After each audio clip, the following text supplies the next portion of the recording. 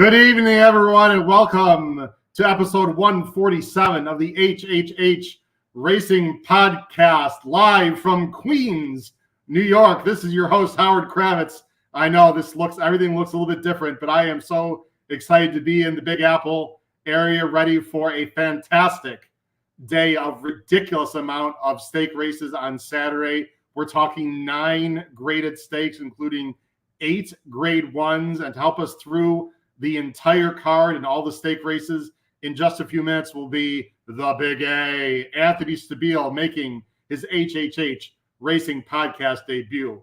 Please make sure you subscribe right there on the bottom right-hand side of the screen. And after you do that, hit that notification bell. That'll tell everyone this is a fantastic show. Smash that thumbs up button. We'd really appreciate that as well. You can see on my name tag, @HKravitz is my Twitter handle. And at the bottom of the screen, you'll see my email, hkravitzhorse@gmail.com. Of course, you can listen to this show on Spotify, Apple Podcasts, and Anchor. Also, next week, I'd like to announce, as you can see on the screen for those of you watching live, the online store, great HHH Racing Podcast merch, will begin. We are shooting for next Wednesday. Listen for details and hear about details on the show, on Twitter, etc. But we're going to be starting an online store. Hopefully you'll get involved in some fantastic merchandise. And also, the Race Day blog is up and running, of course. Great tip sheet, ABC grids, pick 4s, pick 5s.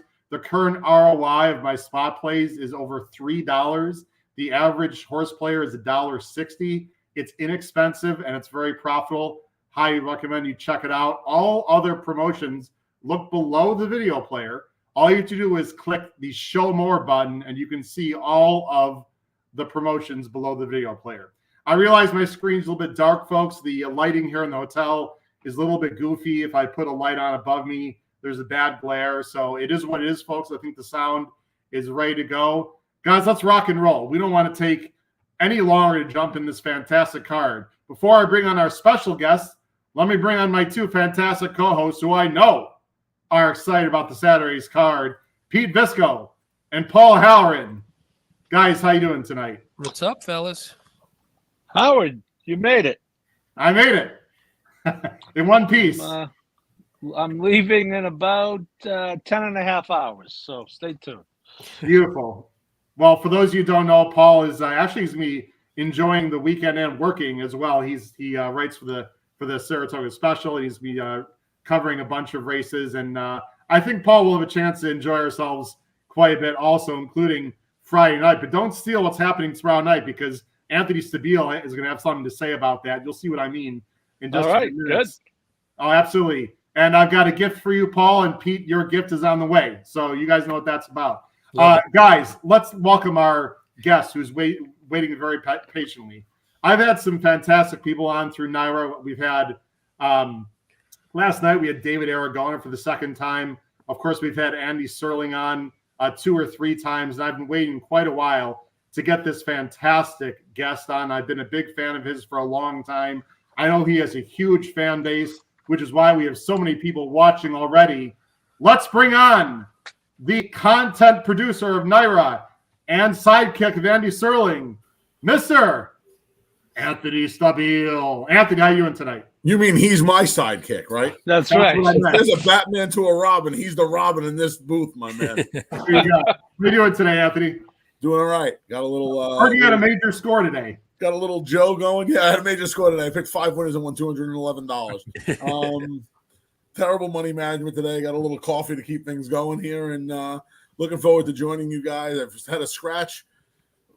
I didn't enter once, and I had a late scratch another time for some tonsillitis. I battle with tonsil issues, but yeah, what are you gonna do? The last major bout actually was with Tonalist. I had to miss the first 5 weeks of Saratoga. Yeah, funny.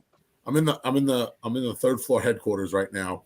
The great Richard Migliore is around the corner, 4,450 races, and the other half of the A train, the little A Acacia Courtney, is Acacia Clement. I'm sorry, I got to find myself for that.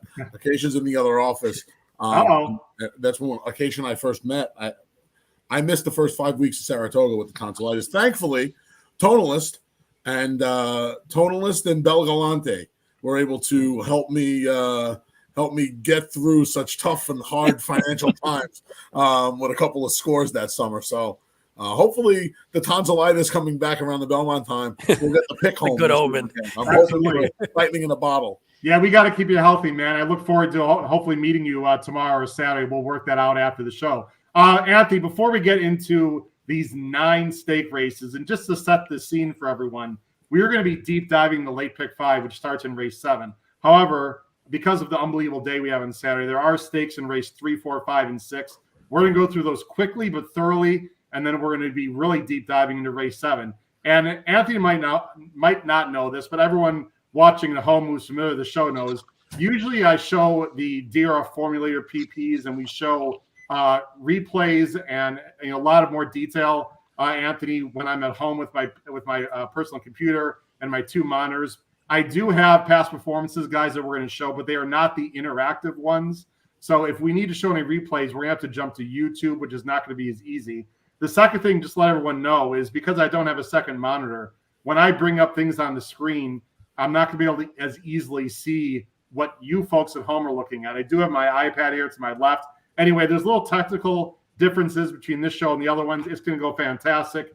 I'm not concerned at all. Just want to give everyone a heads up. Anthony, 2 quick questions before we jump in.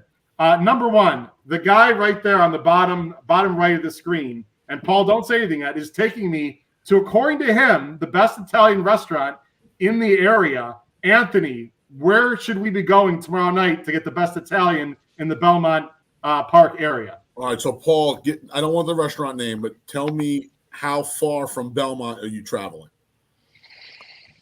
About 7 miles. Then you should be taking him to Steve's Pickle La Bussola. Okay. Well, Anthony, you're the native, so I'm willing to call an audible here. I'm a You're big... going right down the road. Listen, I just got back from King Umberto's. King Umberto's is the old fastball. It might be tough to get in tomorrow night. If you tell them I sent you, they'll probably let you in. But if you're taking them other than King Umberto's, I'm going to Steve's Pickle La Bussola on Old Country Road in Westbury. All right. Well, Paul, tell them where we're going. I'm a Don Pepe guy, Big A. Listen, I never Don Pep's Aqueduct, and it's about 7 miles. You're right, because I live 8 miles from Belmont. So yeah, Mikey will take care of you over at Don Pep's. No problem. Oh, Mike's the best. Problem at all. It's kind of a tradition. I knew. I was thinking, how far is Aqueduct, Anthony? Because you're 100% that, Paul. That was dead on. It's about 7 miles. I am 8.4 miles. I had a 1992 supercharged Cougar back in the late 90s. I used to get to Belmont from my house during Master of Puppets, one of Metallica's biggest hits, 7 minutes and 34 seconds. Back in my housing days, I was able to get from Aqueduct to Belmont in under 7:30. My old man used to scream at me, "How did you get here in under 7.5 minutes?" I was like, "It's 7:34. Don't worry about it." So that'll tell you how many times, Anthony, I've left Belmont and gone directly to Don Pepe's that I could get the distance pretty close for a Boston guy. Not bad. Howard. Linguine white clam sauce and baked clams are an absolute must. Okay. I will definitely take a taste of that. The other reason I wanted to mention that is Paul, who writes for the Saratoga Special, Anthony, wants to share a very quick, cool story that relates to you. Paul, go ahead. Yeah, Anthony, you may not remember. We were at Mohegan with the Jim Mazur group. You were doing the analysis with Mike Metnansky, I believe. Breeders' Cup 2019. And just through a happenstance, I happened to be standing next to you at the front of the room watching the turf in 2019. Oh, and my boy. I got to tell you, and I told Howard, I got to tell the story because I have look been at his eyes light up, man. His eyes are just lighting up. That's we my just got the show right now. One of my favorite turf horses of all, along with Shakespeare and Yagley. One of my favorite turf horses. Ricks is probably number 1. Of course, that's my boy. We're talking bricks and mortar, and he was, and he was 9-5, and I'm thinking, well, even with a big bet, no one's retiring off a 9-5 shot. So this is way more than about the money. And I recall being like that with Groupie Dog because I was good friends with Buff Bradley and Catholic Boy for other reasons, and it was just so good. I couldn't take my eyes off you. You were almost like overcome with him. You were so happy that he won, and of course, it looked like United might steal the damn thing. He had to get up very late, and boy, the passion, I loved it. I just loved it. You could tell how much passion you have. I get very emotional because the fan in me is still alive and well. And this time of year is very important. It's funny, Acacia's in the other room, and I wouldn't be here. I wouldn't be doing this. I wouldn't be doing your podcast. I wouldn't be on America's Day at the Races. I wouldn't be doing Talking Horses, blog, whatever it is, if it wasn't for Tonalist. And not even the Belmont. I won a lot of money in the Belmont, but on November 28th, 2015, he won the Cigar Mile. And I was getting ready to give it up. I was going to go work and do some real estate and some mortgages with my Uncle Jimmy, my godfather. And Acacia just started working with us at HRN and got involved. And it was so much fun working with Acacia and, kind of walking through a new show we had started at the time together. And she was going to be my co-host. And it was awesome to work with her. And, she's so talented and she was a sponge. And it was like great to just, I wish and I'm not trying to pat myself on the back, but when I first started, a lot of the old guard, they weren't the greatest people in the world. They would kind of keep your foot on your neck. And I always swore that if I could do something differently when I was as you can see, there's a lot of gray in here now. When I was the graybeard, I was going to, and we had so much fun. We had such a connection and we hit it off. And I was kind of thinking, I was like, maybe, I'll stick around, see how it goes with her. And then Tonalist was dead last, turning for home, and he made that big late run, and he ran by Matru and Red Vine. And I remember dropping her at the train and crying my eyes out for about 15 minutes. And I called my uncle, and I was like, I got to stay. And sure enough, 6 months later, I get the call to start doing Talking Horses. 3 years later, call my first horse race. I met somebody really special at Aqueduct as well, and I wouldn't have been there. I wouldn't have been there for all of these things. So, the fan in me still comes out, and Bricks was one of my favorite Christmas presents of all time. Jerry Brown, Chad's dad, who's a dear, dear friend and one of the toughest guys I know. I have a Breeders' Cup Bricks and Mortar hat at home. And nice. Yeah, Jerry got like 10 of them, and I got the first one. So it came in the mail. I didn't even know it was coming. They just asked for my address. I couldn't even think what it was. And I mean, when that thing came, I bawled my eyes out like 3 weeks before Christmas. So, I got my Bricks hat at home. If I knew you were going to tell the story, Paul, I would have worn it. It's great. I'll never forget it, Anthony. Well, he was a special horse. By the way, if the Mig or Acacia Acacia's been on the show before. Actually, we'd love to get the Mig on. I have a piece of a horse with the Delphi Racing. And one of my horses, it's going to be trained by Christophe Clement. So I look forward to seeing Richie and Acacia went 21-44 today, and the closer's coming in now. I gotta come. I gotta finish. I gotta carry the flag the rest of the way today. So plus the Rangers are playing. Richie's got to be tied up. He's hunkered down in there. God knows what's going on in there right now. So we're gonna. Anthony, one last thing. Anthony, one last thing before we start. Someone, again, you're to see comments, Anthony, on the bottom of the screen. We have a great fan base. We have a lot of questions. I wish I wasn't so busy today. I did not hear about this. You got to explain this a little bit. I'm going to have to, we are a bit PG, but we can go a little bit off the rails if you want. Do you want to expound on this at all from Jeff Wilson? So Saturday, when Emmanuel won. Yeah. Andy made a reference to some old 70s, not quite made for TV movies starring. Of course he did. Was it French? Starring Sylvia Cristal. I didn't want to let out too much on Talking Horses. I knew exactly what he was talking about, but I figured I'd just let him hang out to dry for a little bit. And then today, apparently, To Honor and Serve's getting more action than Andy. That's verbatim from Andy's mouth. So, wow. Wow. I don't know. Quite frankly, I'm more of a Tappet myself. I'm a Tappet guy myself. Not really a To Honor and Serve guy. I'm a Tappet guy. Got it. So, all right. Three Belmont winners. I picked all of them. I was going to leave it at that. All right. Well, we'll have to get the tape on that one. All right, guys. Let before we get ourselves in more trouble, let's jump into the stake races. The first race we're going to talk about, guys, is race 3. Now, we are not going to put banners on the bottom of the screen until race 7. Anthony, I know you were real busy. We didn't get your picks. So if you want to give a top three, starting in race 7, Anthony, I can put that. I'll put it on the bot. I'll put it on the screen. Howard, just so everybody knows, if you guys want to go follow along, everything is up over at NYRABets.com. Great. There are tip sheets for Friday and Saturday.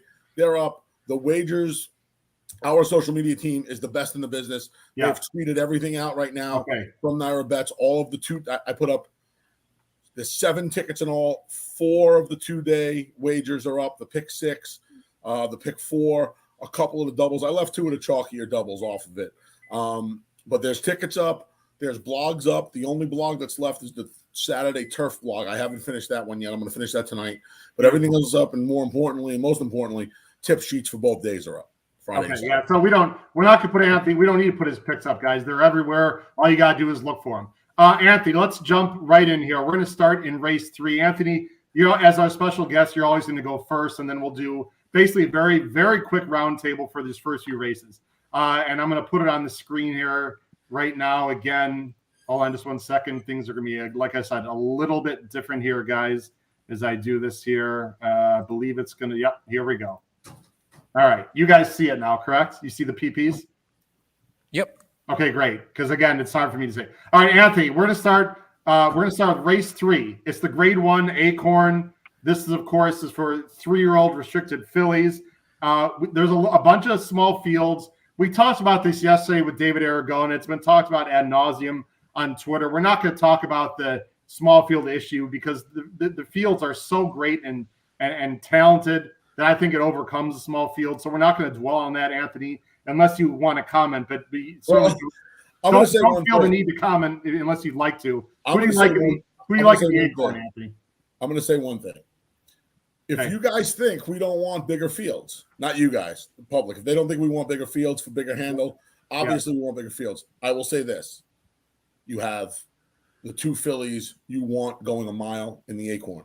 You obviously have the 3 horses you want going a mile in the Met Mile presented by Mohegan Sun. Absolutely. You obviously have the 4 of the 6, including the top 2, in the Distaff division in the Ogden Phipps. If you want 4 or 5 more filler in the race, that's on you. Me, I'm Gucci, as the kids would say. I'm good with the field sizes. I'm good with the – Mr. Miyagi taught us back in 1984, even though Acacia still hasn't seen the Karate Kid, trust quality over quantity. And we certainly have that on Belmont Stakes Day. He also said, never be attacked by 3. So one of my favorite lines. That's Karate Kid 2. Anyway, that was in 2. But anyway, that's a whole other story. All right. Listen, I love movies too. Anthony, who do you like in the Acorn? I love Echo Zulu. I'm her biggest fan. I thought she ran a giant race in the Kentucky Oaks. I thought her Fairgrounds Oaks was good. Everybody was knocking it. The 1-turn mile is supposed to hit her right between the eyes, though, guys. And I mean, Matarea is consistent, 3 in a row, a couple of graded stakes races down in the Bluegrass State. But I mean, she's running into the champ now, who's going to be on the front end. Last time she was forced off the lead, and she's only got to be 3 lengths in her first start off the lead. She probably went a little long that day. Steve Asmussen, our Hall of Fame trainer, is going to cut her back for the rest of the year. I think she's a kick in the pants. Yeah, I think she actually ran very well last time in defeat. Paul, quick thought on this race, Paul. Yeah, I would agree with what Big A said. I mean, I can see a scenario where Matarea wins just because I think she's in such good form. But that would probably require Echo Zulu not and pretty much missing the break. As Anthony said, if she breaks, you got to figure she's going to the front, and that long run to the turn in the 1-turn mile should be just fine for her. But I will have a little Matarea to beat her. Pete, what do you think here? Yeah, I actually went with Matarea, but I mean, it's not for any magical reason. I mean, obviously Echo Zulu's the class, and if she gets on the front end and shakes loose, she's going to be almost impossible to catch. But take a little shot. I mean, it doesn't cost you much it's mostly a race I would probably watch more than gamble on anyway. So I'm gonna root the 4 home just because of I kind of like that horse, had her a couple times, so I like to see her get home. Yeah, I actually went 4-5-2 here. Echo Zulu is absolutely the horse to beat. I think Matarea, Anthony, though, has an opportunity just sit right off her and just get the perfect trip. The question is she good enough? She also hasn't raced over this strip. But, Brad Cox has this horse in raging form, Anthony. If Echo Zulu were to lose, Anthony, how do you think that would be done? I don't think she's going to. Okay. So it's hard for me to kind of envision that. In fact, I'm going to try and split the favorites with Divine Huntress. I think cutting back to the 1-turn mile is actually going to help her a lot. Yeah. I thought one of her best races was the 7/8 race when she broke her maiden at Parks. And I think the flat mile is going to help her. So, yeah, I mean, I feel like Matarrea has to do some dirty work at some point just because the other 3 fillies aren't fast enough. So if she has to do the dirty work instead of getting that perfect trip that she's been accustomed to in her last 3 starts, I think she's vulnerable for second. I'm going to make a cold 5-3 and try and get Divine Huntress. I like that idea there, Anthony, with the turn back. I think Divine Huntress is a little bit interesting underneath. Let's go to race 4, guys. Race 4, the Dust Game. It's always a fantastic race every year. These are for older fillies and mares. It's on the turf. By the way, for people that we know how much you and Andy love to talk about the weather, Anthony, but I believe that Mother Nature is smiling upon me as I come to New York. Tomorrow's supposed to be absolutely gorgeous. Saturday, I heard a little bit of chance of rain, but the turf is, I would guess, would be on the, what would you say, Anthony? Maybe good for tomorrow and Saturday, if you had to guess? Yeah, it was yielding today. It's probably going to get to good. It was windy here today, and we got a nice little breeze. The sun was baking that course pretty good today. I think I'm trying to look the weather up now because last I checked, Saturday was clear now. And we will have a good weather day. So there's no rain in the forecast now for Saturday. So windy for the rest of the night, which obviously helps the cause. You know what? I wouldn't be surprised if we're firm. Especially if it's supposed to be sunny tomorrow and a little humid, get some of that moisture out of the course. Yeah, I wouldn't be surprised if we're firm. But I would say there's going to be some give, a little bit of give in the ground. Okay. Firm to good. Let's call it firm to good. I'm going to hedge my bets. Firm to good. On these big days, all these tracks love to say it's firm, and no disrespect to the NYRA Supers or anyone. They do a great job. Glenn and Brian do an amazing job. They're going to give it to you straight. We try not to do that around here. So, is this just simply the Chad Brown processional here, Anthony? I believe so. This Speak of the Devil. That was something. Oh wow! That was. I actually have it, guys. I want to show that again. Usually I'm not going to be this slow with stuff here, guys, so just give me a second here. Anthony, you can go ahead and talk, but I am going to show the back half of that race because that move that she made, holy cow. You just don't see it. You don't see that in the you see it more, guys, when there's a fast pace up front, maybe on a yielding ground when horses are just really gobbling up the wet turf, but she did that on a pretty fair course. Yeah. And I mean, how do you beat that? I mean, she didn't give any pace. They walked around the racetrack. It didn't matter. Yeah.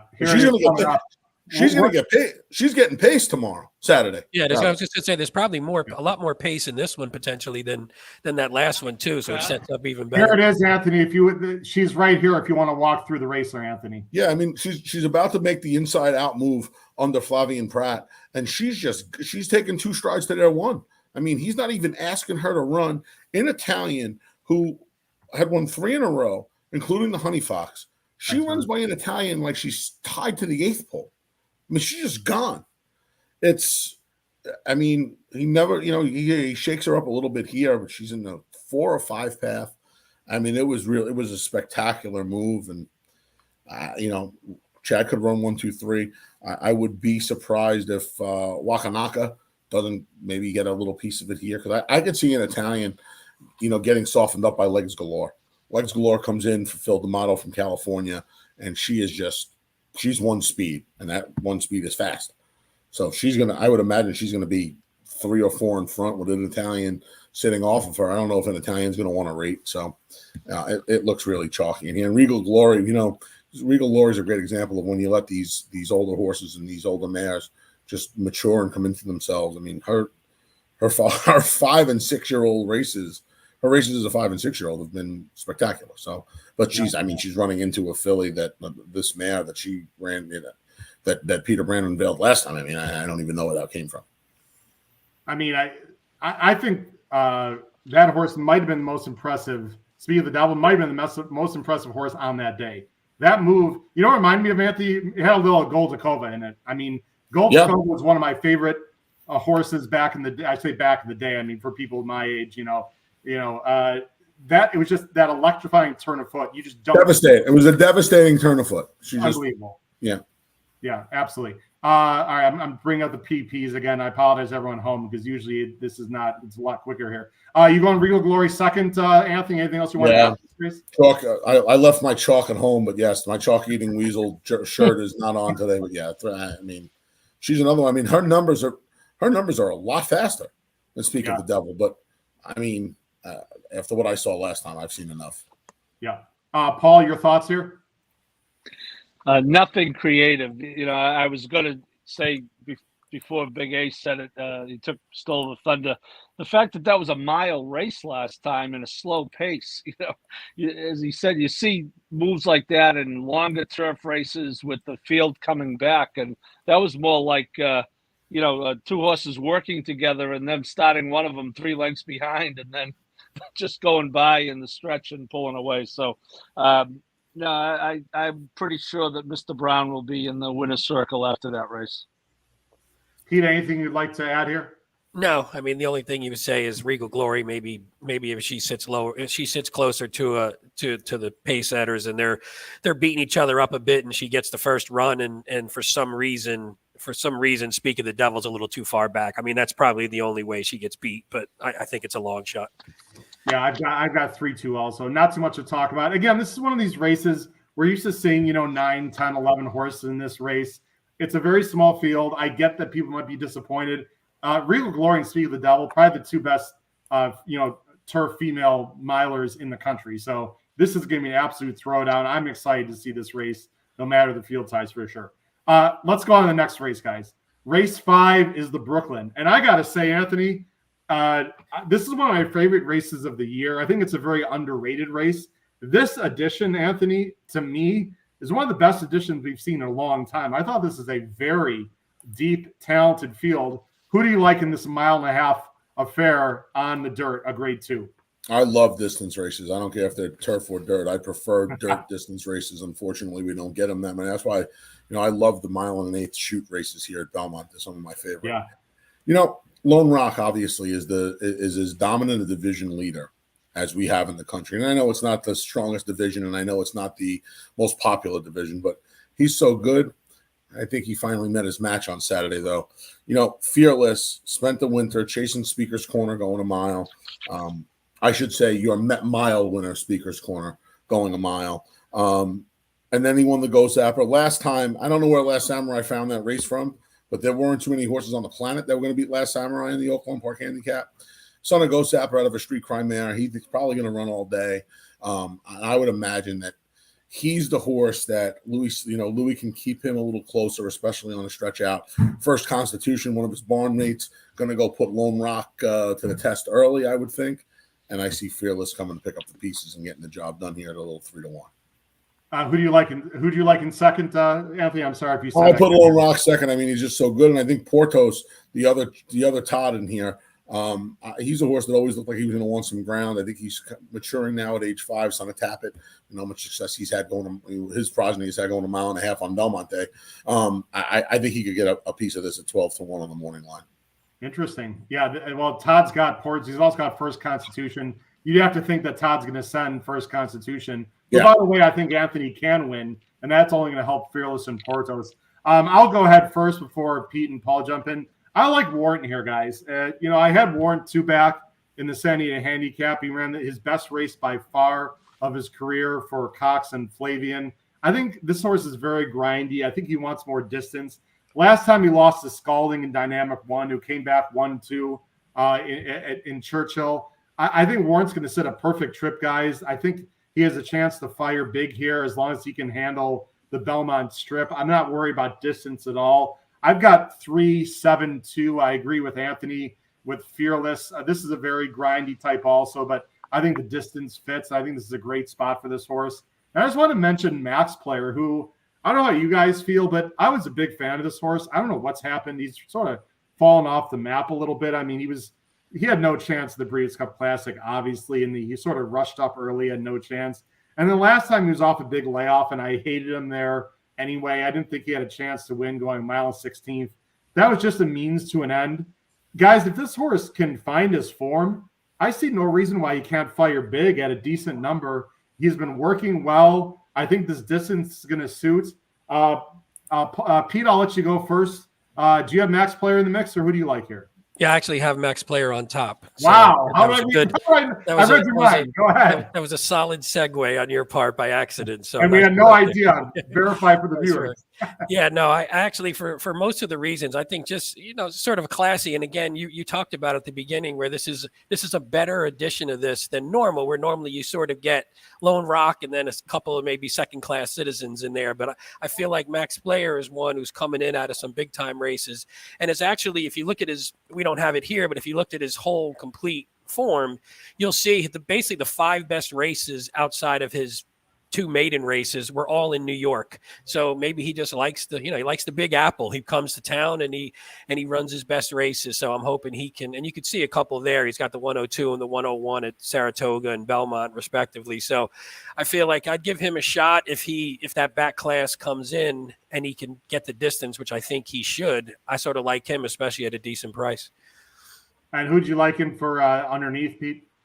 I went with, I thought it was sort of wide open. I sort of liked Fearless, but I actually went with First Constitution only because this is one of those ones where if he just gets a soft lead, it's one where if he gets up there, sort of backs it down, and then maybe can open up a little bit. We've seen enough races where that happens, especially at Belmont sometimes. So I had him in second, but it was a soft second. I sort of like him. I like Fearless with the rest of you guys as well. Paul, quick thoughts here in the Brooklyn? I'm with you, Howard. I like Warrant. I too needed him in that center. Need a handicap, and it's kind of waiting for him to beat Express Train. I'm still waiting.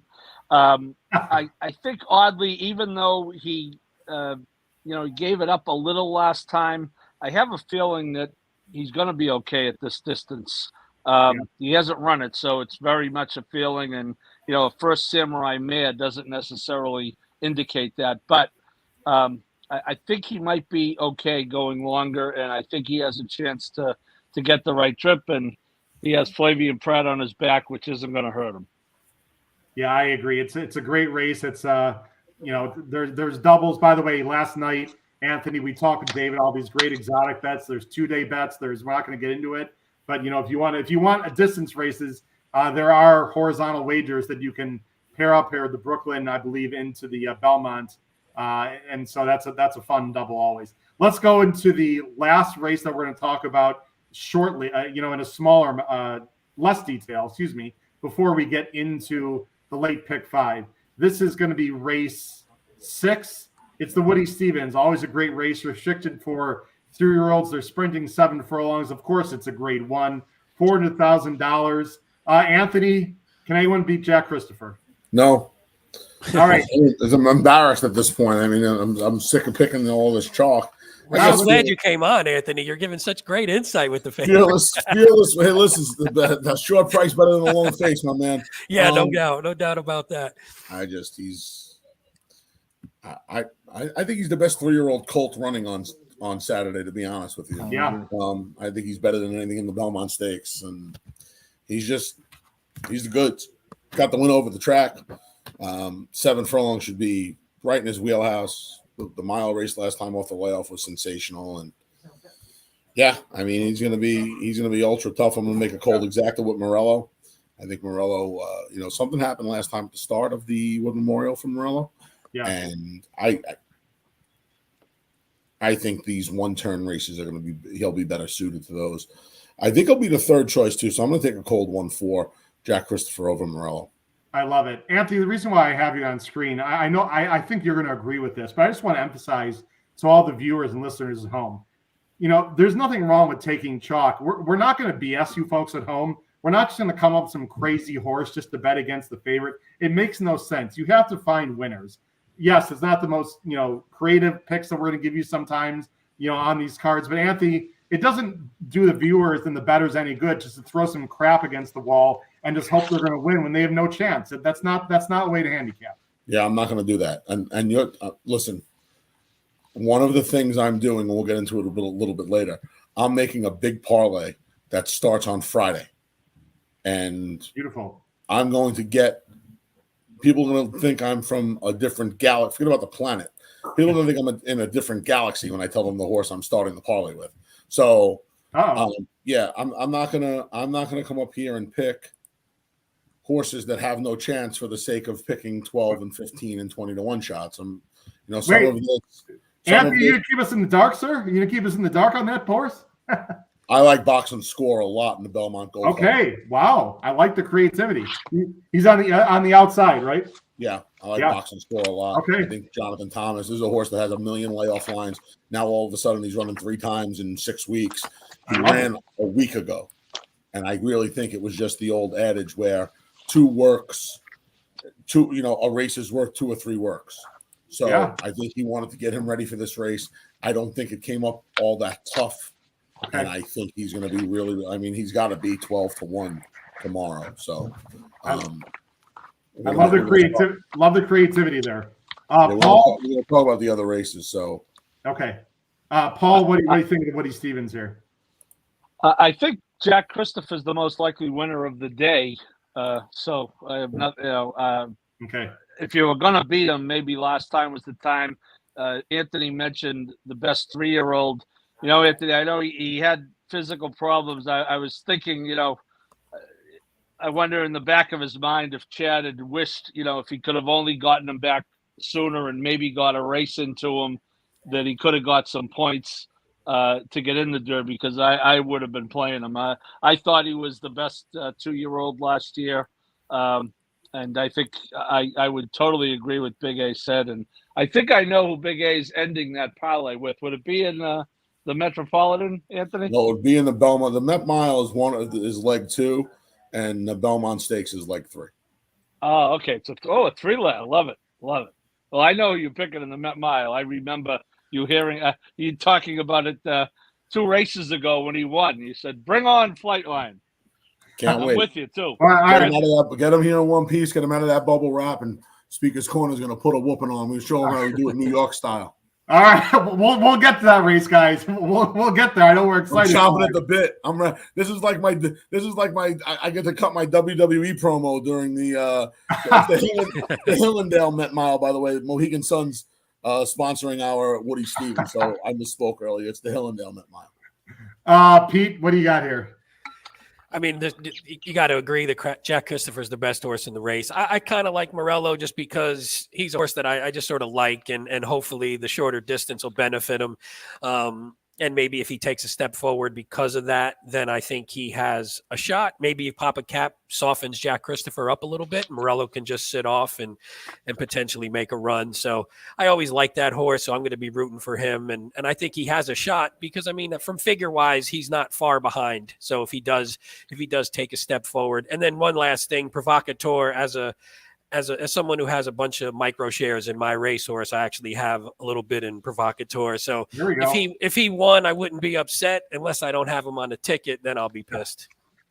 All right, hey guys, I'm gonna put us all on the screen because this is one of my strongest comments I'm gonna make all night. So everyone, be ready for this. Are you ready? Now listen, everyone knows on this show that I've come with some wacky ideas. Some of them have worked out, like for example, Dynamic One, who was supposedly going to lose to American Revolution by 25 lengths, yada, yada. We can go back and forth. My daughter obligatory and going back. Guys, here's my statement, and I could be completely nuts. Jack Christopher is losing Saturday. How about that? Now, anyone could just say that, but let me just give you a few reasons, and then everyone can rip on me and say how stupid I am. And by the way, I could be very wrong. Jack Christopher might win by 15. But Anthony, I'd like you to comment on just a few things that I want to say. And again, feel free to completely discount everything I'm going to say. Steve Aspenson's got 2 in here, right, guys? He's got Morello and Chasing Time. Chasing Time originally was going to go in the Belmont. He decides to go here. There's no one on God's green earth that can tell me Chasing Time can win this race. He's no shot to win this race on Saturday. My feeling, and I know he's not nearly as fast as Jack Christopher. My feeling is he's just going to send and gun.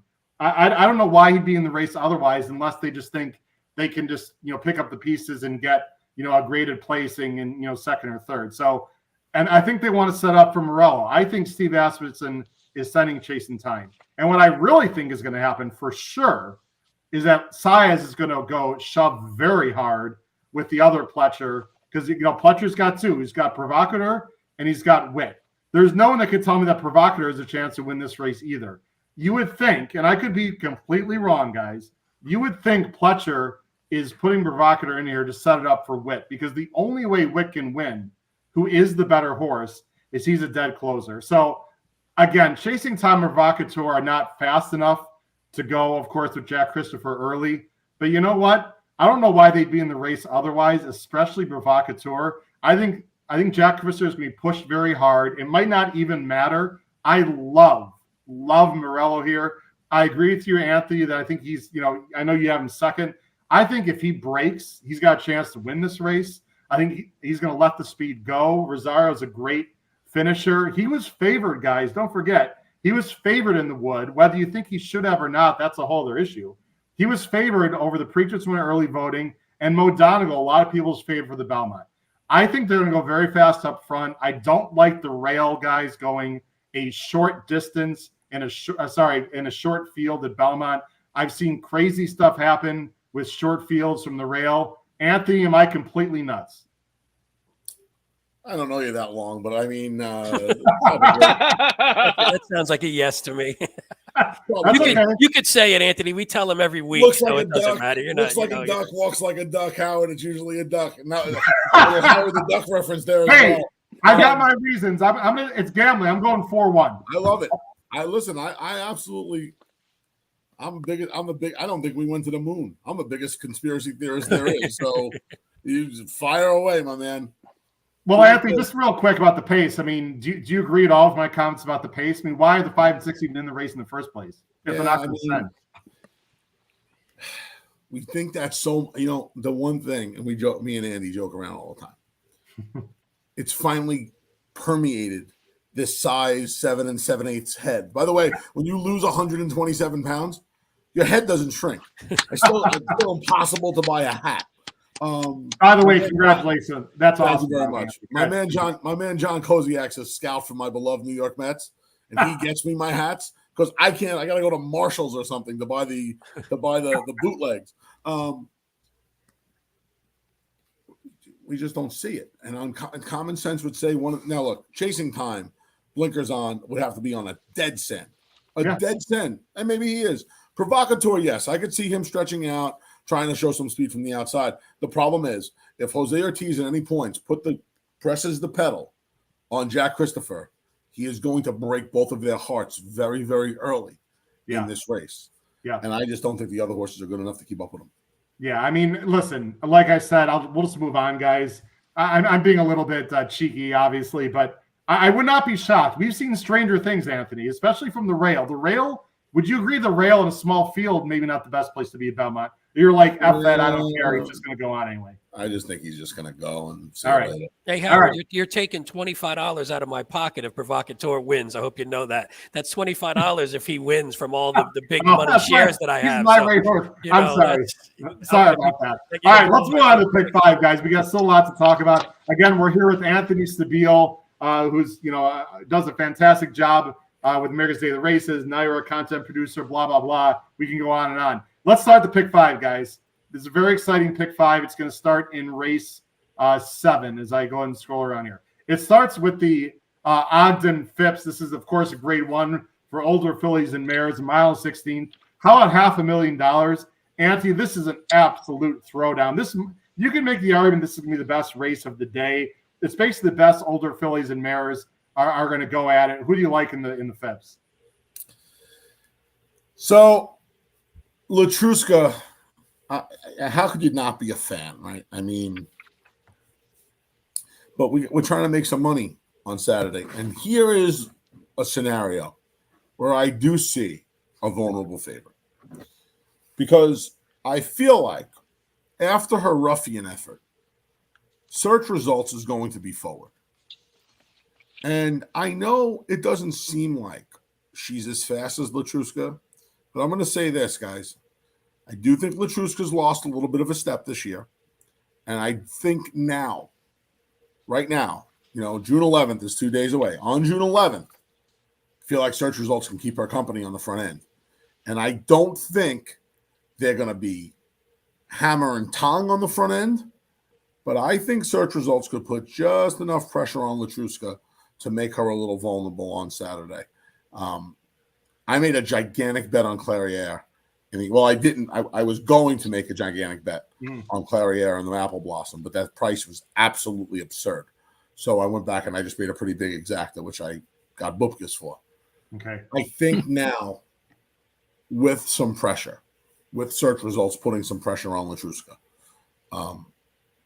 I think Clairiere couldn't get the better of her on Saturday. And by the way, we're not going to show the replay, Anthony, but if you want to talk about the Apple Blossom, I thought Latruska bothered a horse early at the break, and then I thought he bothered another horse again. Yeah, she bothered Clairiere. She came with Clairiere, right? I don't know. No one really talks about Anthony. I'm not saying Latruska didn't deserve to win, but I thought she bothered Clairiere probably twice in that race. Yeah, Clairiere got a little. She kind of broke outward on her, and I think the stewards took an unofficial look at it. Yeah, probably wasn't enough to do anything about it, but she's 2 stalls away from her this time, so I don't think she has to. I mean, if she mugs her this time, it's going to be pretty blatant. I'm going to use the 2 of them to start the pick 5. I like Mile. Thought she's a nice filly. Man, that return was a slow race. That was a slow race. Yeah. Wasn't that just a means to an end, though, Anthony? Probably. But you know what? Her best race is always her third of the 4. Her best race is usually her third. And I think she'll need one more. I mean, she's running into some bears in here. Yeah. I would think she's going to have to. She might need one more under her belt. I think maybe getting back to Saratoga will help her as well. Yeah. So I'm hoping that search results puts a little pressure on Latruska, and I'm hoping that my man Joel Rosario and Clairiere can come and get her this time. But I know we have a lot of people watching, and I really appreciate. Please have those comments coming. Again, it's a little bit hard for me to show comments with only one computer here, folks, and on the road here. But Vicky completely agrees with you, Anthony. A lot of people like Clairiere. She's very talented. Paul, who do you have here in the Phipps? I like search results. I want to extend. I want to take what Big A said, and then I have her maybe getting by and holding on. I'm a big fan of search results. I was alive to a pretty good pick 5 when she almost won the Oaks. I did hit it with Mal at that, but paying a lot more with search results. I like her. I think the one turn, 1 mile and 16th is going to be good.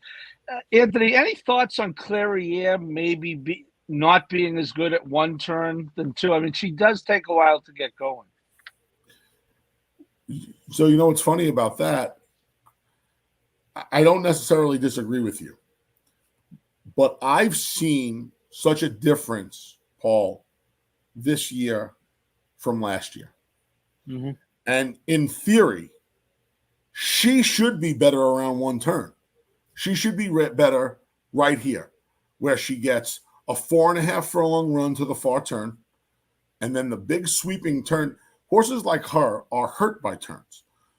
Yeah. The counterintuitive point there, though, is the turns normally equal more ground. Right.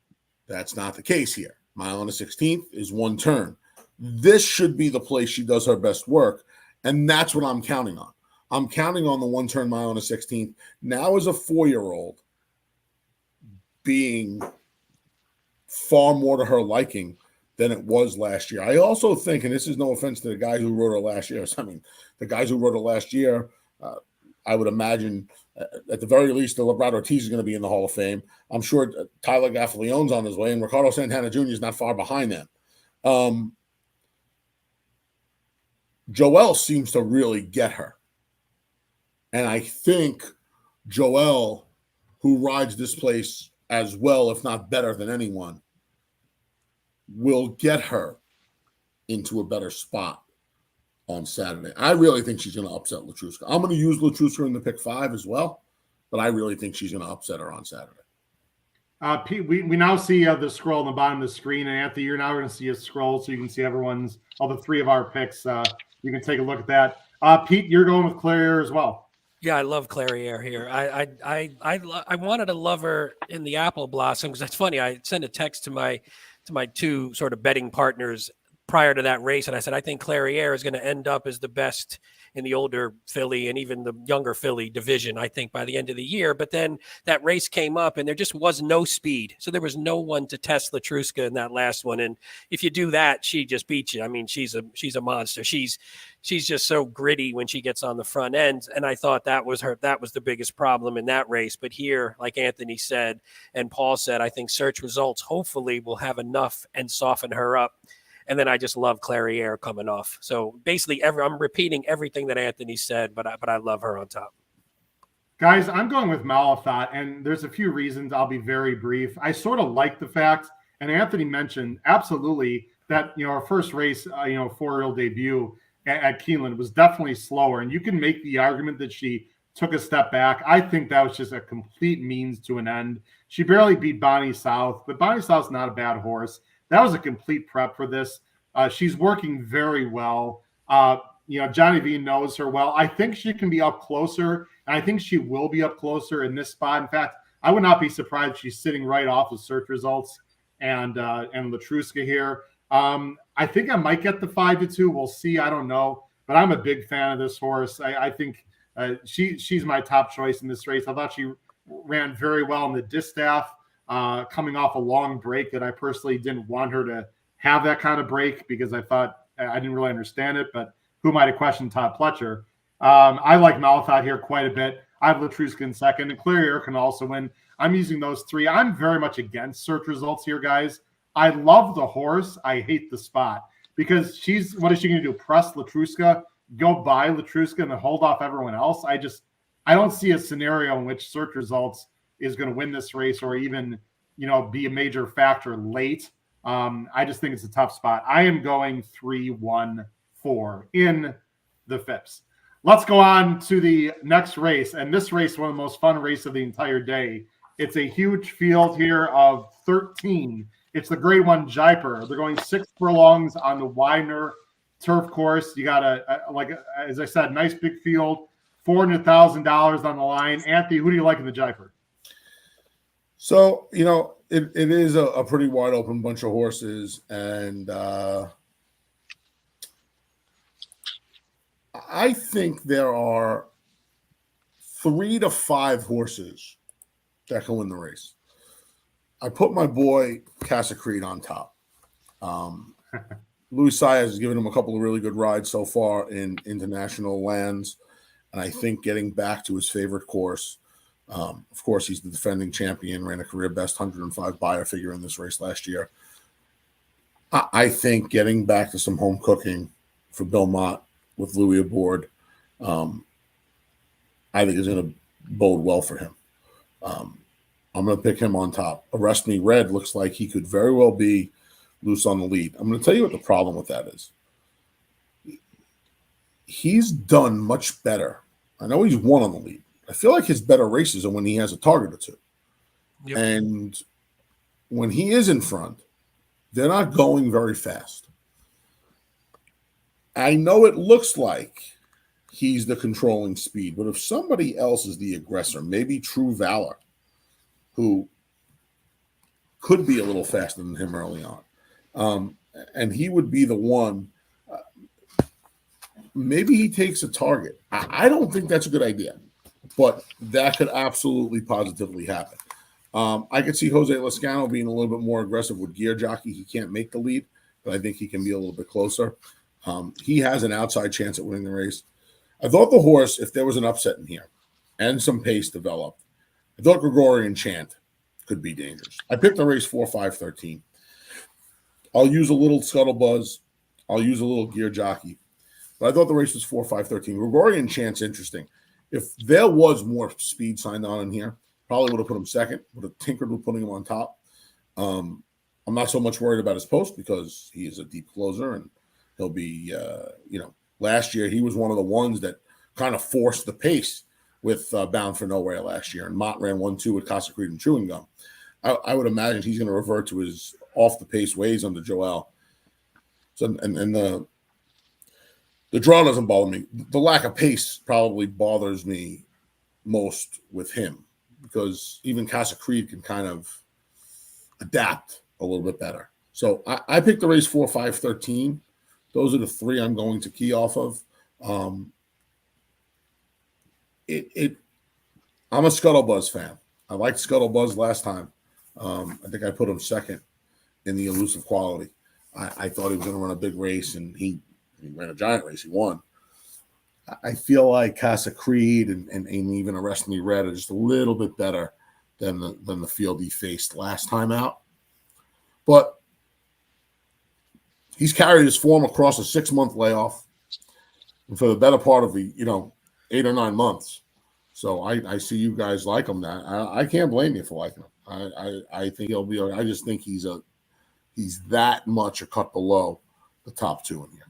Yeah, I'll tell you what, he ran really well last time, better than I thought. I think better than Andy's thought. I don't recall who you liked in that race. I liked him a lot. I actually got shut out. I hit the pick 5 with him, so that was good. Nice. Anthony, as you can see on the bottom of the screen, I completely agree with you 100%. I've got 4, 5, 12. Just do one favor for me, Anthony, because I don't really need to talk about this race. You covered a lot of what I wanted to say. Can you please help me and the viewers dispel the notion of this ridiculous Dubai bounce that has been disproven in the last 7, 8 years? Maybe when we first went over there, it was an issue, but I have zero concerns about Casa Creed, quote unquote, bouncing off those efforts in Dubai. Right. The race in Saudi and the race in Dubai. I'm going to tell you what, it takes a little bit more of the reluctance and even a little bit more of the fear away from me. The fact that he was over there for a while. Yes. No, it wasn't like he was here, shipped, ran, shipped back. He was there for 6.5 weeks, 7 weeks in the Middle East. And Bill's not going to run him. Bill's not going to run him if he's not. Bill's one of the most conservative guys out there. Bill's not going to run him. So Bill would have told Leon Seidler. He would have said, look, if we do this, we can't do this realistically. Realistically. I mean, this is a big confidence. This is very much about connections for him. I mean, the horse is very talented anyway, but the fact that he's been working well and Mott puts him here. Now, he's got to work out a trip, Anthony. I'm sure you'd agree with that. He's not, he's a very nice horse. I wouldn't say he's like some massive superstar, but I like him here a lot. Pete, I'm going to let you go next. And I think Pete and Paul, you guys can probably go quickly because you both have 8-5. Did you want to add, Pete, to anything that Anthony said about Scuttlebutt? No, the only thing I would say, and Anthony sort of alluded to this, is, I say this every time on this show, is that I always love when a horse comes back, especially their first race of the new year, and they improve. And this one went from just buyer wise, went from a 95, came back with a 101. And I just sort of like that, because maybe if there's another step up than what Anthony was talking about, on paper, this one is just a step below in terms of maybe class and competition. But if it takes another step forward, then it could move into that same level with those guys. And maybe now you're catching him at 6-1. Whereas if he wins this race, next time out, he's going to be a chalk wherever he goes, most likely. So maybe this is the one where you can catch this horse on the upswing and at a price at the same time. Yeah, New York bred too. Paul, anything you'd like to add? I'm just going to say he's in form. He has the best number in the last race, and he's a New York bred. I don't complicate things. Paul just likes him because he has an 8 behind his back. That's my Barbaro blanket, Anthony. Yeah, no, he's very good. By the way, we have to talk about one horse for just a little bit. Our good friend Kyle Roscoe. Those of you that are fans of the show now know that Kyle's a young man we've had on this show several times, along with Jim Pilars as well. And I want to mention, and I didn't have time to get Kyle on the show tonight. Kyle, I know you're listening. I apologize for not sending you the link. We were going to have Kyle on just for a minute or two. But Anthony, we have someone who's been on the show, a young man who has a very small piece of the 10, Smoking Jay. And Kyle, good luck to you. Kyle's actually here in New York as well. I'm going to see Kyle this weekend. Kyle, we'd love to see you in the winner's circle with Smoking Jay. I know we all feel, and you do as well, that he's a bit of a long shot here, but I don't see a reason, Anthony, why the 10 maybe can't at least get a slice. He's in very good form, and he tried to close against a very nice horse in Curatori last time. There is not an X through Smoking Jay. He's the he's one of I put a lot of X's through this field. I left 6 horses open. He's one of them. I would like to see Junior Alvarado try to keep him a little bit closer. But if he got a piece of it, I would not be surprised. He won the Allied Forces over the course. So now we have another reason to root for Kyle. So good luck to Kyle. First grade 1. It's a heck of a feeling. Congratulations for just being in the race. Hope you get a piece of it. Yeah, I mean, he's 22 years old, Anthony. He just graduated from college. He's already a working man. He actually worked at Arlington International right by me as what's called a professor. It's basically people that help inexperienced players read the form. Part of the NYRA Bets team. That's great. Absolutely. So anyway, good luck to Kyle Roscoe. We're all wishing you well, Kyle, in the 10 Smoking Jay. All right, guys. Yeah, absolutely. Let's go on to the next race, guys. The next race is race 9. Okay, Anthony, strap it in. Here we go. It's Flightline versus Speaker's Corner. And by the way, I don't want to give short shrift to the Breeders' Cup Sprint Champion, Aloha West, a very good happy saver. And if you want to laugh about informative, that's fine. And I don't think he has any shot to win. But Uriah St. Louis, as you know, Anthony, is very capable of pulling off a shocker. I would not be completely surprised if this horse is in the top 3, maybe clunks up for 3rd. You've already talked about the top 2. Obviously, Anthony, you love Speaker's Corner here. I do. I've been waiting for this for a long time. I just want the bubble wrap to come off nicely. Take the bubble wrap off nice. Bring Flightline over. Those 6 and 7 horse fields in California. Baby Yoda, who's going to be 4th choice in the True North on tomorrow. Paul's top pick, by the way, Anthony. How about that? Baby Yoda's Paul's top pick. What's going on over there in Massachusetts, Paul? Is it legal up there too now? Anyway, that was just strictly being a contrarian in that one race. Okay. All right. I think it's a cold exactly with sound money, but that's a story for another day, namely tomorrow. He's going to face a real horse tomorrow on Saturday. I keep saying tomorrow. Saturday. He's going to face a real horse. Yeah. He's going to face the best one-turn horse in the country. And I know that Flightline has done all of his races around one turn. I know Speaker's Corner is the best one-turn horse in the country. He's got the gaudy buyer speed figures. That's fine. John Sadler historically has had big woes winning outside of California. Yeah. This horse has been impossible to keep on the racetrack for a length of time. They now have to ship him and run him over Big Sandy. I'm going to say it again. They have to ship him and run him over Big Sandy. And I know those California tracks are different over the course of the last 3 years. But he's going to come here, and he's going to have a fight on his hands. And he's going to have a horse who's maybe not as quick as him, but certainly quick enough to keep him enough company on that front end where he's going to be looked in the eye. For the first time in his life, he's going to get looked in the eye. Let's see how he answers the bell. I know John Sadler got to come see Bill Mott. This isn't the other way around. John Sadler got to come see Bill Mott on Saturday. That's how it works. And I'm going to get 8-5. I got my eye on a little place out in eastern Nassau County. I figure when Box and Score pays $27.80, I'm going to take that $5,000 from the $500 parlay I started. There we go. I'm going to bet it on Speaker's Corner. Speaker's Corner is going to win. I'm going to have about $14,000 to bet on my pick in the Belmont Stakes, and I got the down payment on my house. Wow. I love the plan. All right, Anthony, you're Junior Alvarado. Do you just look to your left and decide what to do? What would you tell Junior Alvarado in this race? That's exactly what I tell him to do. That's exactly what I tell him to do. He's going to break out of the chute here at Belmont Park. Yeah. Well, not really the chute, but like right at the foot of the chute. Yeah. Break, see what happens. If there is a smidge of hesitation, you send and cross over. Absolutely.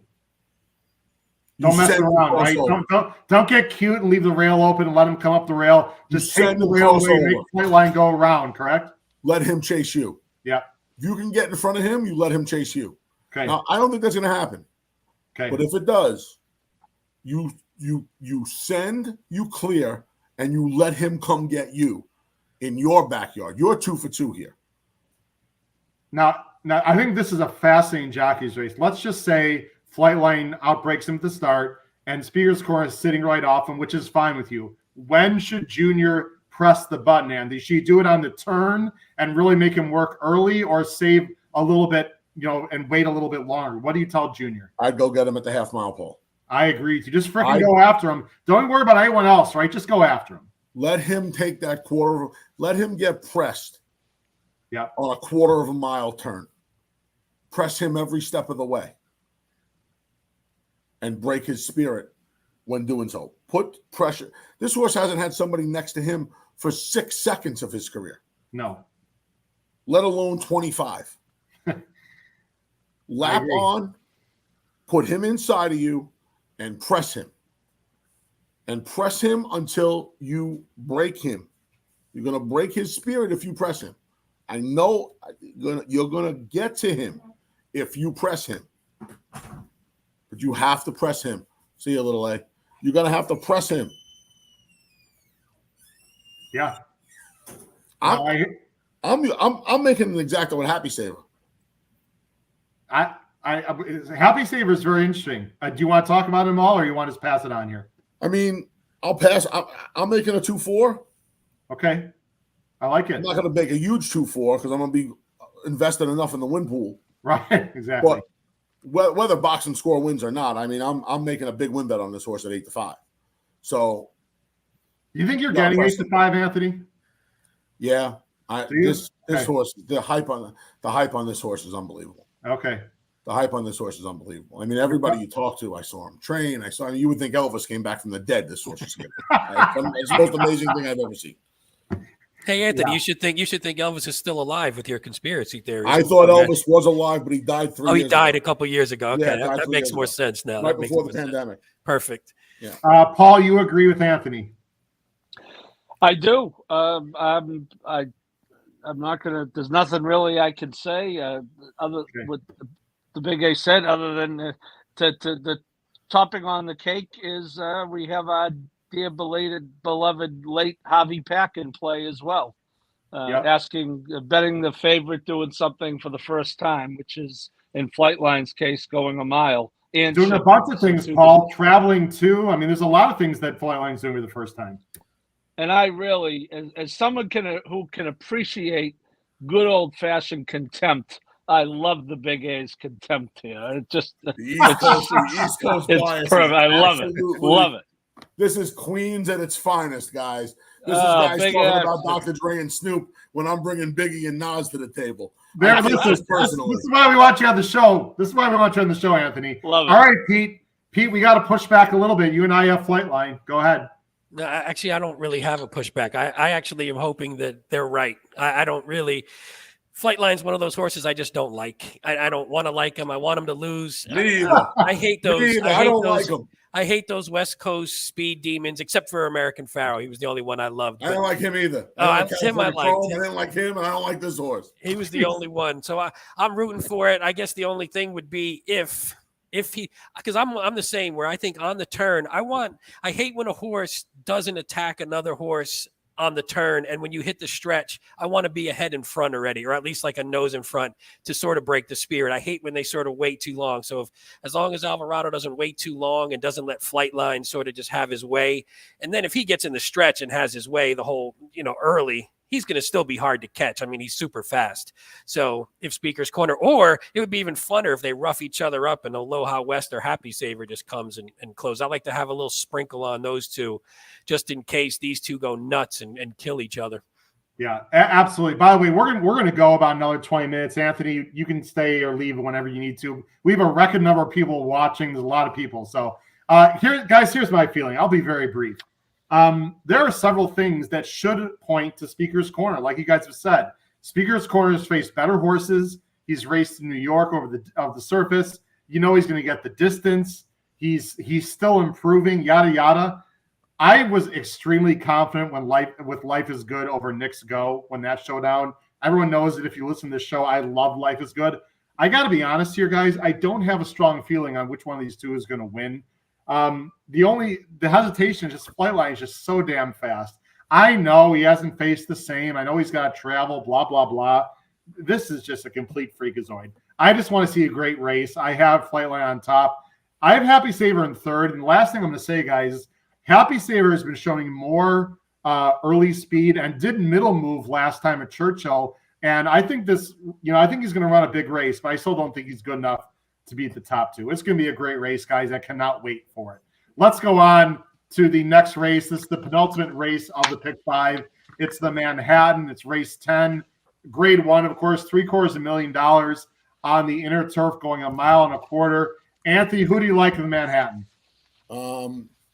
I wish I had a smidgen of the confidence in the Manhattan that I do in the Met Mile, boy. I went 5 deep in here. Yeah. I just want to survive. So when I like half the field, what I've been doing is I've been taking the horse that I think is going to be the best price. I think Gufo can win. I think Rock Emperor can win. I think Santon can win. Adhamo is the wild card, right? Adhamo, I don't think he liked that course at all at Churchill. It was a funky course on Derby Day. And he's the kind of horse where I think that if he rebounds, I think if somebody wins this race by daylight, by open lengths, it'll be him. Wow. Okay. I think he's the horse in here that has the blue sky. He's the horse in here that if the rumors are true and he didn't like the track last time, he'll probably come back and rebound and run a big race. I put him third. I have Gufo second. What else can you say? I mean, Gufo is he's hickory. He's been off the board once in his career. That was in the Breeders' Cup last year where he just didn't like that ground.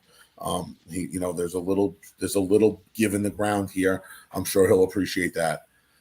I'm going to go back to my old friend one more time. And Channel Maker came back off of the layoff and got the job done in the Elkhorn. Yeah, I was there that day. He ran pretty good in the Breeders' Cup last year. Yeah, he did. And I just wonder, fellas, if at this point in his career, maybe a little bit less ground will help him. I know he doesn't have his record is abysmal at the 1.25 miles, but I'm wondering now, a little long in the tooth at the age of 8, and this race doesn't look like it's going to unfold very quickly. I would imagine he's going to be close enough unless Tribhuvan is blasted off. I'm going to give him one more try. Like I said, and to be honest with you, I put up tickets, like I said, over at NYRA Bets for the 2-day wagers, the late pick 5, this late pick 5 that we're talking about.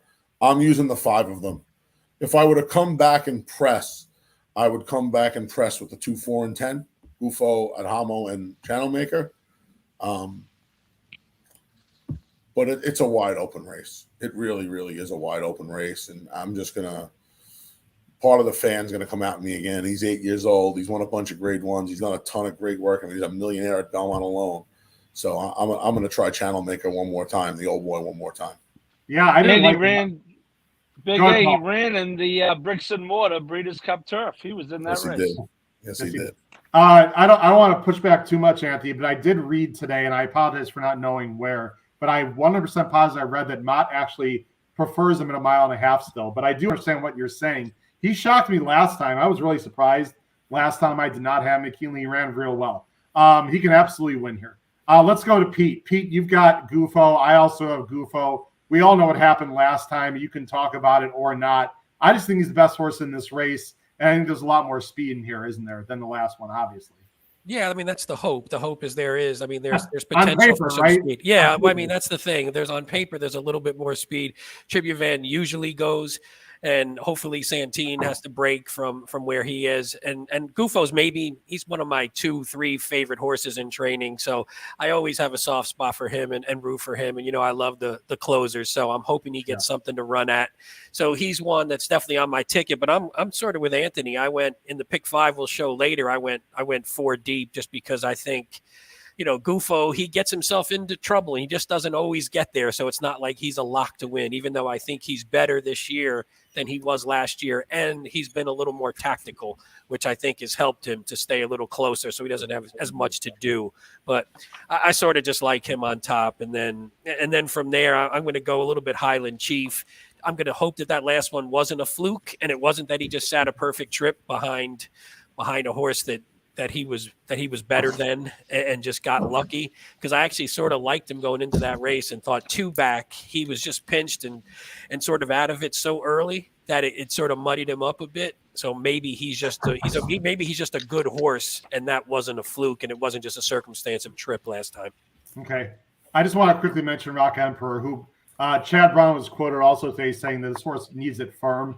If it's not firm, he might be scratched, guys, just to let everyone know. But if it does, if the ground does, dry up, I think he's interesting. That he's been a horse I followed, guys, a lot on my blog, and I think he's interesting here as well. Last thing, I just want to mention, Paul, you've got Tokyo Gold in second. Do you want to talk about this horse just for a bit? I would not be using him on top, but I'm always in a turf route. I'm always going to take look for what I think might be the best foreigner, and I'm counting Adamo kind of as an American now because he's been here for 2 races.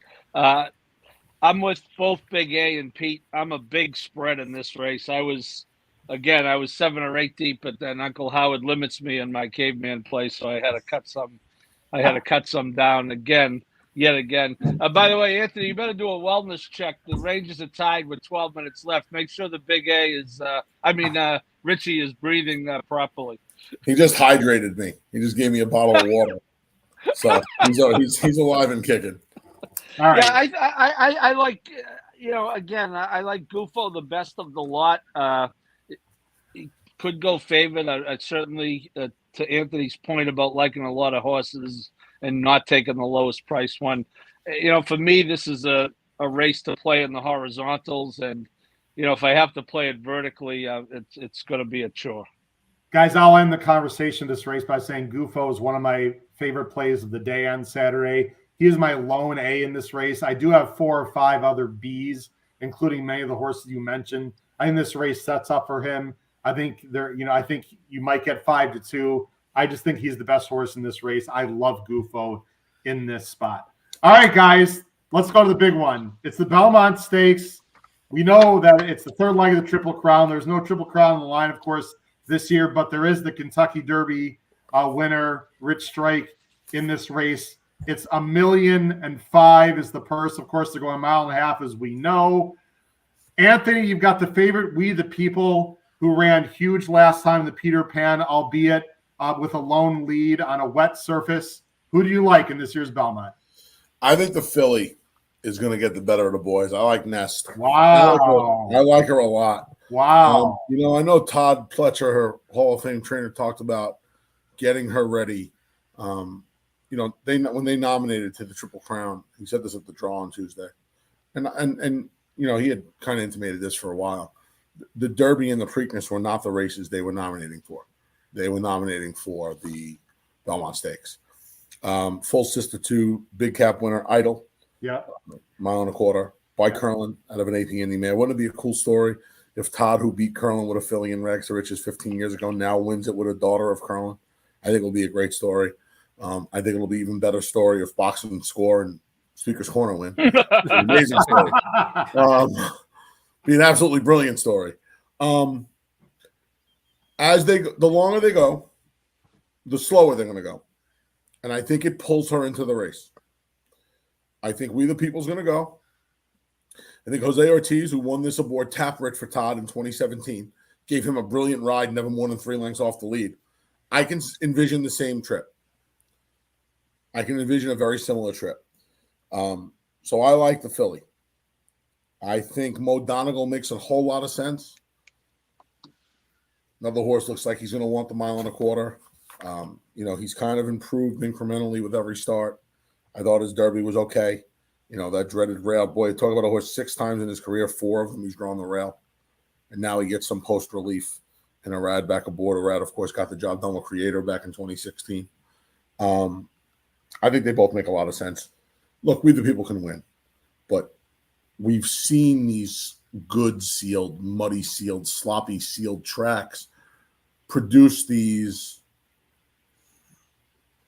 off the charts buyer figures, and then these horses come back down. They crash when they come back down to earth. Yeah. I was a fan of this horse too going into the Arkansas Derby, and he completely lost it in the Arkansas Derby. He did. So he's also the kind of horse where you got to keep an eye on him pre-race. And more often than not, when these horses look like they're loose on the lead, somebody gets goofy. Yep. It only takes one, right, Anthony? It only takes one connection to decide, let's push this horse, right? Just one. I mean, does Creative Minister have to be that far back? I No. don't think Creative Minister has to be that far back. Nope. I don't think. There are a couple of horses in this race. Skippy Longstocking. He used to be a lot faster than he is now. I'm going to tell you the horse, the weird one. Barber Road used to be a lot faster Yes, he than did. he is now. Yep. Blinkers come off him, gets Joel Rosario. Not that Raylu did anything wrong. I wonder if he's the kind of horse, too, where you take the blinkers off him just to wake him up a little bit. Everybody always asks for a long shot. I don't know what big of a price he's going to be, but I put him 4th. I picked the race 3, 6, 1, 8. Yeah. He'd be the horse where if you tell me you pick a double-digit horse, he would be the one. Anthony, my good friend Matt Bernier, who I have a lot of respect for, thinks this horse is very interesting with the blinks off and could be up closer. He ran better than Mo Donegal, you could argue, in the Derby. He finished, right there with him, basically. I want to ask you one more question, Anthony, and then I'm going to get to my other my other 2 co-hosts here. And this is a simple question, but a complex question to me. How good is Mo Donegal? Do we really know how good this horse really is? No, I don't. I think, forget about the sprint. He showed what kind of horse he was when he broke his man in the Remsen, even though I think he should have got DQ'd in the Remsen. It's a story for another day. Yep, yes, he should have. Gulfstream Park is the last place he ever should have seen in the history of creation. Chased down the Preakness winner in the Wood Memorial. Perfect trip, though. Absolutely perfect trip. He did, and he got a great ride from Joel. He's Unbelievable. riding the rail and taking that draw to his advantage. He did. And then, in the Derby, he got the dreaded rail draw. And if you would have sat down when the draw came out in the Derby, and I said to you guys, all right, everybody write down the running line from O'Donegal, we probably all would have been within 90% of what is on his running line with his running style and that draw in that field. Yeah. Is it surprising that it happened? No, it's not surprising that it happened. The problem is everybody looks at that line and says, if he was the 7 instead of the 1, he probably would have won the Kentucky Derby. I don't agree with that. I do not agree with that. So I also think there's this much of a chance he's the favorite come post time. Do you really? That's I think there's a chance. This horse got a big following. Okay. It's not like he's running against Flightline or anything like that. All right. He could be the favorite. He's got a big following. Yeah, absolutely. All right, let's go to Pete. Pete, you've got Rich Strike. I've been back and forth this horse. I will say, I don't want to steal your thunder. I'll just say one thing. The horse has been looking, and Anthony can speak to this. The horse has been looking great, from the minute he stepped into Almont, New York. So that's got to be a positive if you like Rich Strike. At 2 a.m. last Wednesday, by the way. Yeah. My poor coworkers were stuck here. I almost came out to relieve them and bring them some monkey or something. It was out of control. I just left my poker game. They were here for like another 2 hours. I would have came and hung out. I had no idea. Wait a minute, you're a poker. Oh, Anthony, we got to talk, man. You're a poker degenerate. Too? I'm a full-blown degenerate. Oh boy. Go ahead, Pete. I would bet on how many desk bangs are going to come out of there from Richie by the time the Ranger game's over. Pete, go ahead. At 712, by the way. Just bet the over as much as you want. It went over halfway through the second period. Unbelievable. Pete, go ahead with Rich Strike. It's always good to have some more degenerates on here, and we like that. Absolutely. We like that I'm a on this full-blown one. degenerate. Anthony, you Yeah. fit right in. You're our next. Yeah. You're our I play newest cards co-host. I play cards like 3 nights a week, and our WhatsApp messenger is the degenerates. That's what we call ourselves. Beautiful. Yep. Pete, you got the Derby favorites to win the Belmont or the Derby winner, the sorry. Derby winner. Yeah, not the Derby favorite. No. This is one where, I mean, I think if you go through each horse, you could find a pretty big knock on each one of them, and you can find a reason why they're not going to win, including this one for sure. But I'm just taking a shot. In all honesty, it's one of those, the horse is working well. The horse ran a great race. I mean, people talk about Mo Donegal. Mo Donegal could have had the same exact trick that Rich Strike had. He just, I don't know if Irad just didn't take it or he just didn't have it. But, I mean, he was following him. He was right there. So he could have done the same thing, and this horse did it. And if he can do it again in this race, I mean, the thing I don't like is sort of Anthony alluded to this, but if We the People is the only speed, then maybe if Rich Strike is stuck too far back, and we're going to have that for a few of these horses, if they're just stuck too far back with no challenge up front, then I think potentially We the People can get away. But I think Rich Strike will need a little bit of help up front, and if he gets it, hopefully that form holds. Hey, Pete, any thoughts about Vicky's comment on the bottom there? You want to respond? I mean, to me, who knows? I mean, at any time you're going to, especially Belmont has its own concerns, especially when you're taking those big sweeping turns. You don't want to move at the wrong time, especially in the Belmont itself. You don't want to move at the wrong time. So many jockeys have moved at the wrong time in the Belmont, and it costs them. So again, the experience, sure, you worry about that, but I'm not gonna let that not make me pick a horse if I think a horse has a shot to win. I got it. Paul, you and I both have the one, and we're going to talk a little bit about the We the People, and then we'll just get Anthony's opinion on what he would do horizontally, and then we'll let him go because I know he's got a busy rest of the weekend here. And guys, the three of us will talk a little bit after Anthony leaves. Paul, We the People, rail, improving lone speed.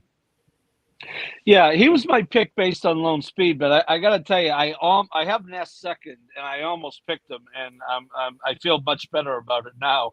Pletcher's record in the Belmont is doesn't have to be restated. He's exceptional, and I really don't like Mo Donegal. So this, to me, is if Pletcher's going to win it, I think it's with this horse, and I think Anthony was very astute in talking about the speed. It looks on paper he might not be fast enough, but how fast is the race going to be? I think We the People, that could have been slop aided. Obviously, it was listed as good, but the track had a lot of moisture in it. That could have done it. But I do think there's a chance, unless someone does get goofy with him, to quote Anthony. There's a chance he just goes and it's a merry-go-round race, but I'm going to have Ness pretty prominent with him. Okay, I've got We the People. It's not the most creative pick, guys, and I don't love him in this spot, but he just seems very logical. And unless someone decides to go after him, he's going to be galloping along at a relatively slow pace. I think he's got a big shot. Normally I'd be against Rich Strike, but he's looked really good. I don't think he's going to be nearly as far back as people think. And he just might be an improving horse. I mean, remember, guys, when Mind That Bird won the Derby, everyone thought that was a fluke. He came back and ran very well against Rachel Alexander in the Preakness. So I don't think it's out of the realm of possibility that Rich Strike is just, a better horse now and can run big. I've got Mo Donegal third. I think Nest I have got Nest in the mix. I've got Barbara Road. I'm using a lot of horses, guys. Anthony, before we let you go, and again, we really appreciate you coming on and tell you've been a lot of fun. You are welcome. Usually, by the way, let me take this off the screen for a second. Usually, Anthony, we have a segment called 10 Minutes to Post where we get into your background, your life story a little bit. We'd love to do that another time. Just there's so many stake races tonight. We didn't want to do that. Anthony, let's just very quickly talk horizontally. What do you recommend people do in general with their pick 5 or pick 6 that closes in the Belmont on Saturday? So I'm making a pick 5 ticket. It's up at NYRABets.com. Going to use Clariere and Latruska to kick things off. Okay. Coming back with Casa Creed. Okay. Arrest Me Red and Gregorian Chant. So 1-4 with 4-5-13. The guy's got the whole ticket memorized. I am going to, the PPs are away. I will be singling a horse by the name of Speaker's Corner. in the I've heard of mile him. presented by Yeah, we Hillendale didn't know Farm. you liked I him. know, Matt. I Where'd don't know that come from? if I got that point across. 2, 4, 6, 9, 10. Gufo, Adhamo, Rock Emperor, Santon, Top Pick, Channel Maker. And I'm going to close it with Todd Pletcher. I'm not even using We the People. 3 and 6. Nest, Mo Donegal, Let the Speed Beat Me. I don't know if that horse is going to go a mile and a half. I think somebody will press him. $30 ticket. It's up at NYRA Bets. Everything's up at NYRA Bets. There's blogs for tomorrow and Saturday. Tickets for both days. The cross wagers. Box and score tomorrow in the Belmont Gold Cup is the most value of the day. I'm going to make a cold exacta Jackie's Warrior over Sound Money in the True North. That's probably the biggest bet I'm going to make tomorrow, along with box and score. There's a late pick 5 ticket up as well. And I'm using a couple of horses in the late pick 5 against box and score. But if I'm right, and I think he's going to get the money, and he could start off a very, very lucrative weekend. Terrific. Andy, do me a favor, check your DMs maybe tomorrow or in the morning. I'd love to, hook up with you just for a few minutes and meet you in person, buy you a beverage or whatever. I know you got a crazy weekend, but I'm sure we can work that out. We'll definitely hook up tomorrow for sure. We'll do it tomorrow. Anthony Stabile, you're welcome back anytime. We'd love to have you on again. Thanks for spending a full 90 minutes. Big round of applause here at home. Thanks, Anthony. And Big A, good luck this weekend, buddy. Take care. I want to do this 10 minutes to post thing. We'll do this again soon. You let me know. Oh, absolutely. Right. We'll get you on. We'll do it. Take care, Anthony. Thanks a lot, guys. All right, bye-bye. See you tomorrow. Watching. Oh, all right. Sorry. There you go. Take care, Anthony. All right, guys. bye-bye. I didn't mean to cut him off there. Guys, is he now like everyone would just want to hang out with this guy? I mean, just what a and not only is he fun, extremely knowledgeable, obviously. Great job. Guys, don't leave the show, anyone. Don't leave. I know Anthony is the big headliner, but we've got 3 guys here that have a pretty good idea of what they're talking about. Let's talk about the pick 5, guys. Paul, I'm going to have you go first. Here's Paul's pick 5 at the bottom of the screen. I'm going to read it out, of course, for people that are going to be listening at home later. And by the way, thanks for everyone who's listening. We've had an unbelievable crowd tonight. Paul's going 1-5 with 5-8-12, with 1-2, with 2-3-4-8-9, with 1-3-5. It's a $90 ticket. Paul, explain your pick 5 here. Yeah, so I did say I like search results. I am going to use Latruska, obviously. I went 3 deep in the Jaipur. I used the Recipe Red coming off that big effort at Churchill. I like Scuttlebuzz the best. He was my top pick. And I threw Gear Jockey in there, and I'm glad to hear Anthony mentioned he thought he had a chance. I went with the 2 logicals in the Met Mile, nothing fancy there. I said I spread. I knocked it down to 5 in the Belmont, so I didn't get yelled at for going over $100. I kept it at 90. Thank you very much, Uncle Howard. I'm going to start bringing up morning. If you keep saying that, Paul, I'm going to start talking about morning lines again. You better look out. I'll talk about the weather.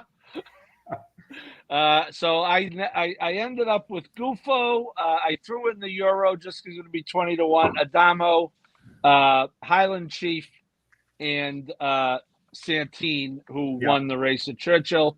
And in the Belmont, I went 3 deep with the 3 picks, my top 3 picks. I threw Creative Minister in there. I think he's got to punch his chance. He's actually going to be a B on my ABC tickets. I don't like Mo Donegal. I don't like Rich Strike.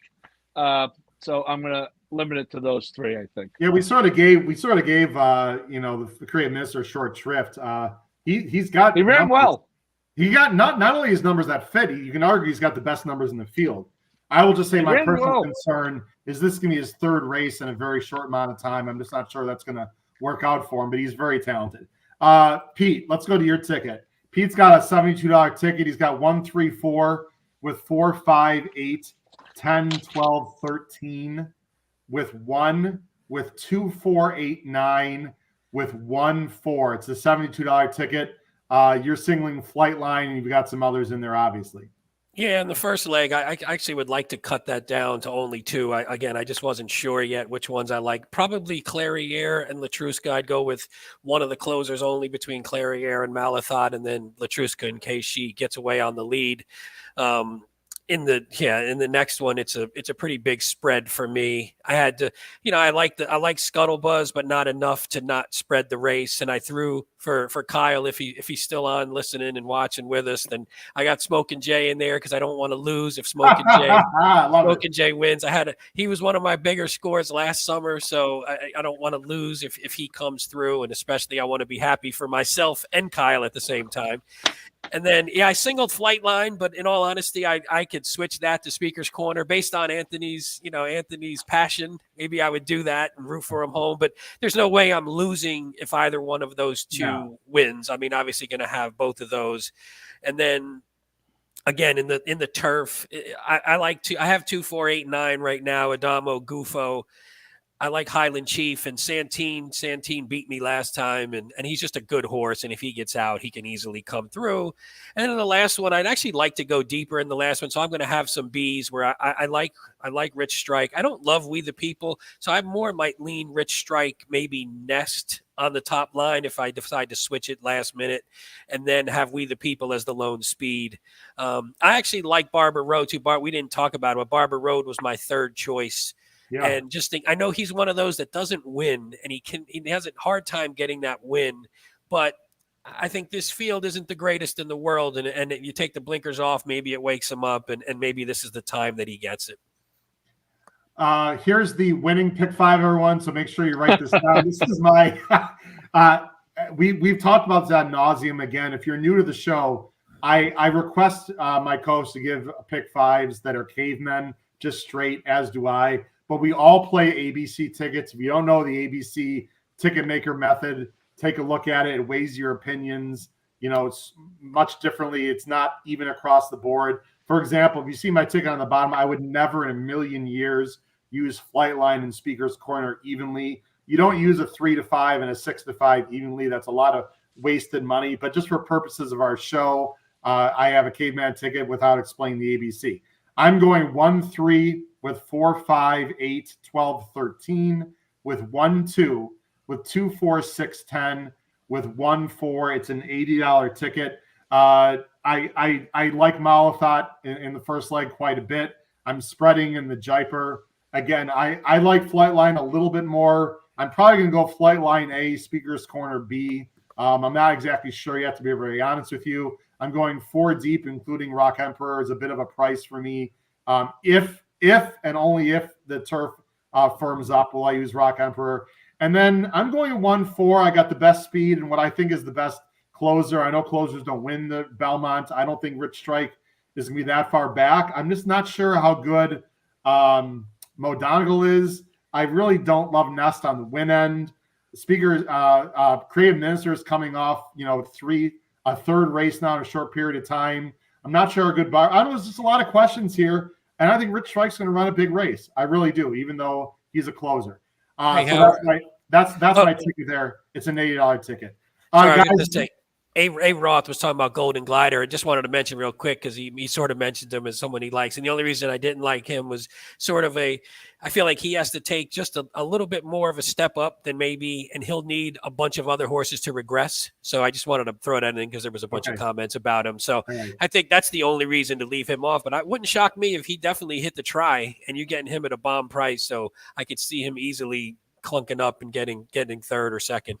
The last thing I want to say, because I have gotten a few emails very quickly, as a lot of people know, I have a decent-sized piece of 2 horses with the Delphi Racing. I'm getting up in about 7 hours from now to see one of my horses, Salivo Spritz, is a 2-year-old filly who is in the Ray Handel barn right now as we speak. She's been up here for a while. She's not working tomorrow morning, but they are getting her some practice out of the gates, and she's doing some exercising. So Salivo Spritz is a 2-year-old filly by Street Sense who is already up in Belmont, and there's a chance that she'll be running at Saratoga at that meet at some point. And the other one, just to let people know, is a horse called Magistrate, who is a 2-year-old colt by Taprit, who is still down at Kinsman, but will be coming up to the Clement barn at Saratoga and probably running in the fall because he's a little more of a long-winded type. I'm very excited about those two. I just wanted to give an update for people that asked.